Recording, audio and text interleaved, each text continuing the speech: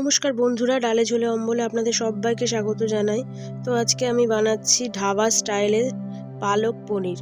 তো পালক পনির বানানোর জন্য কি কি উপকরণ লাগছে আমার এখানে আছে। আমার 300 মতন পালং শাকটা কেটে ভালো করে ধুয়ে নিয়েছি। আর একটা বাটিতে জল বসিয়ে দিয়েছি, গরম জল।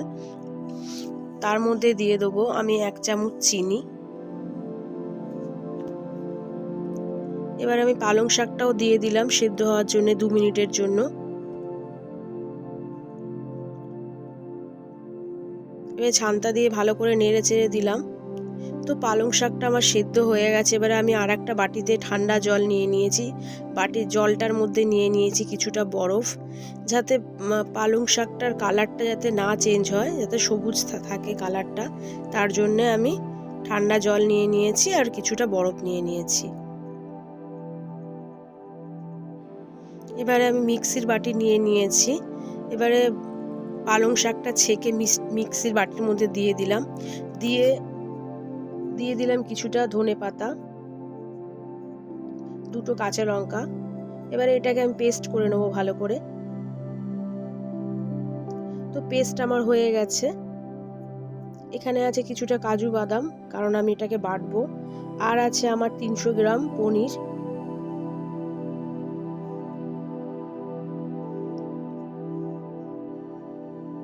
কড়াইটা আমি বসিয়ে দিলাম। দিয়ে দেবো কড়াইয়ের মধ্যে অল্প পরিমাণ তেল।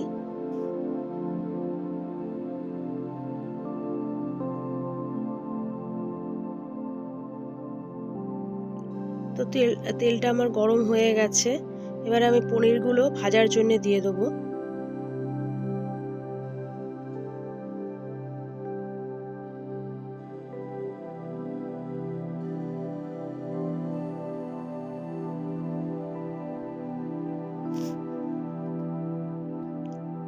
পনিরগুলো একটু আমি লালচে লালচে টাইপের ভাজবো।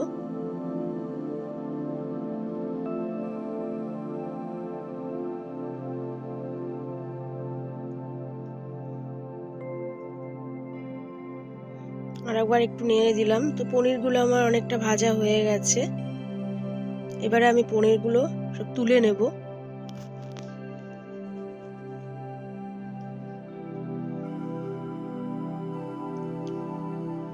পনিরের তেলের মধ্যেই দিয়ে দিলাম 2 চামচ মতন ঘি।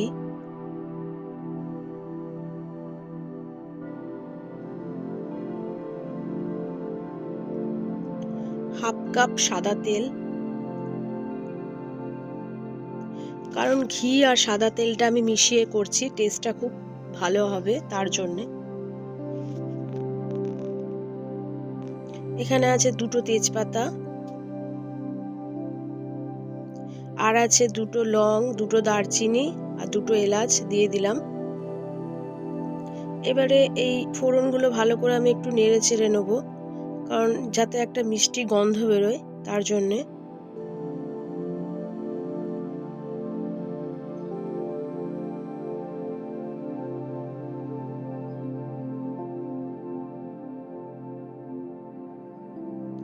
এবারে এখানে আছে আমার 10টা রসুন কোয়া কোচানো, ভালো করে কুচিয়ে রেখেছিলাম, সেটা দিয়ে দিলাম।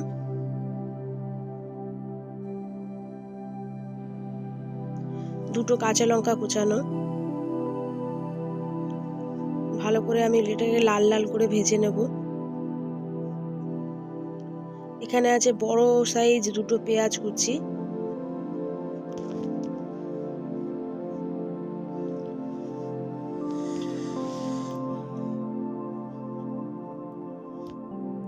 পেঁয়াজটাকেও আমি ভালো করে লাল লাল করে ভেজে নেব।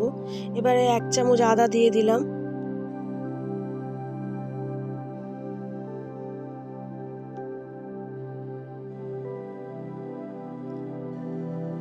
প্রত্যেকটা মশলা ভালো করে আমি ভেজে নেব।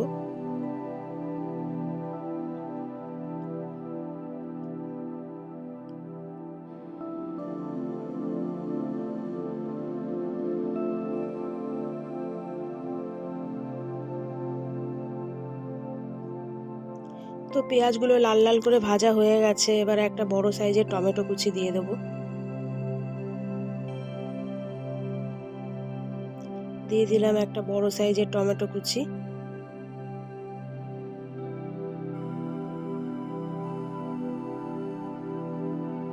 1 চামচ হলুদ গুঁড়ো, 1 চামচ লঙ্কার গুঁড়ো, ধনের গুঁড়ো 1 চামচ, জিরের গুঁড়ো 1/2 চামচ, কাশ্মীরি লঙ্কা 1 চামচ, 2 চামচ মতন কাজু বাটা,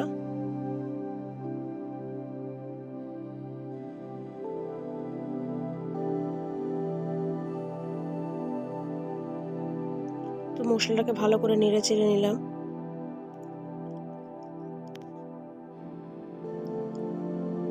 গরম মশলা 1/2 চামচ, স্বাদ মতো নুন, 1 চামচ চিনি, এখানে আছে টক দই, আমি 4 চামচ মতন টক দই দিয়ে দেবো। টক দই দিয়ে দিলে কি হয়, মশলাটা খুব সুন্দর, কালারটা খুব সুন্দর আসে আর খেতেও খুব টেস্ট হয়, তার জন্য টক দইটা আমি দিলাম।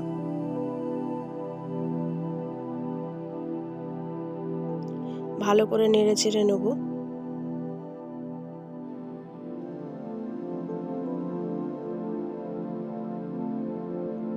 এবারে টক দইয়ের ধোয়া যে বাটিটা, অল্প পরিমাণ জল দিয়ে দেবো।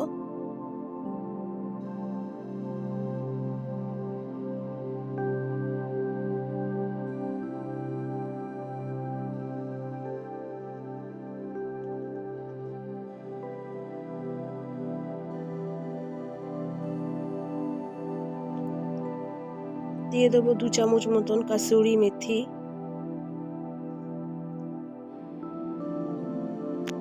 এবারে ভালো করে মশলাটাকে আমি নেড়ে চেড়ে নেবো।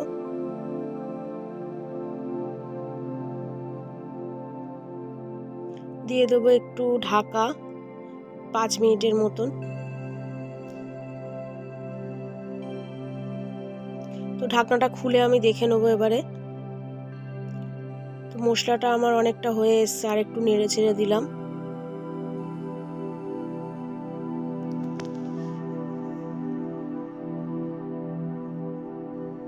মশলাটার কালারটাও খুব সুন্দর এসছে দই দেওয়ার জন্য, তার জন্যে।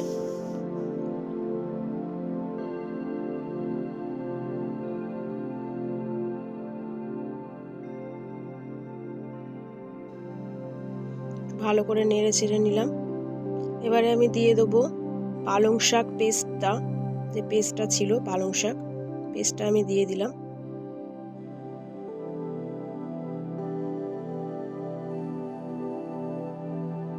এবারে মশলাটার সঙ্গে আর পালং শাকটার সঙ্গে একসঙ্গে মিশিয়ে নিলাম আমি।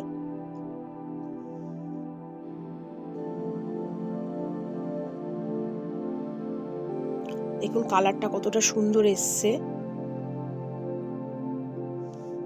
এবারে একটুখানি সময়ের জন্য 5 মিনিটের জন্য আমি এটা ঢেকে দেবো।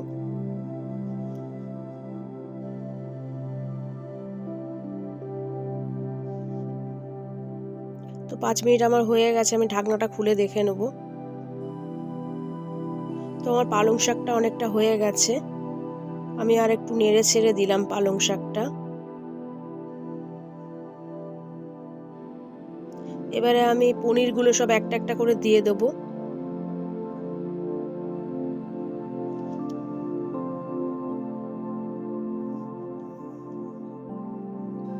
প্রত্যেকটা পনির আমি এইভাবে করে দিয়ে দেবো।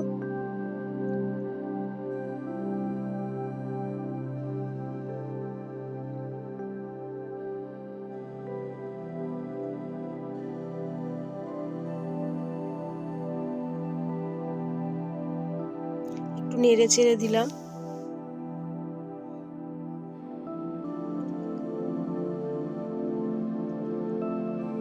এবারে আমি দিয়ে দেবো ক্রিম, এর মধ্যে ফ্রেশ ক্রিম দিয়ে দেবো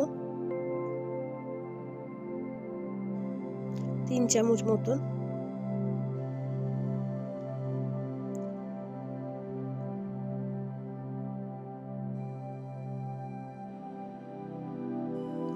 দেখুন ক্রিমটা দেওয়ার সঙ্গে সঙ্গে কতটা সুন্দর পালং শাকটার কালার আরো কতটা সুন্দর আসবে।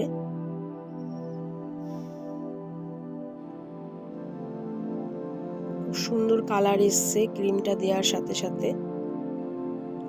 তো আমার পালং পনিরটা হয়ে গেছে, এবারে আমি নামিয়ে নিচ্ছি। কালারটা দেখুন কতটা সুন্দর এসছে, খেতেও এতটাই সুন্দর হবে। যদি বা বাড়িতে বসে আমার মতন আপনারা করেন, খেতে খুবই ভালো লাগবে। এবারে আমি দিয়ে দেব ফোড়ন, 2 চামচ দিলাম ঘি, অল্প পরিমাণ জিরে, রসুন কোচানো ছিল সেই রসুন কোচাটা দিয়ে দিলাম 2টো শুকনো লঙ্কা, বেশি ভাজবেন না যাতে পুড়ে না যায়। 1 চামচ গুঁড়ো লঙ্কা, এটা আমি তড়কা লাগাবো। তো আস্তে আস্তে করে ওর মধ্যে দিয়ে দেবো তড়কাটা।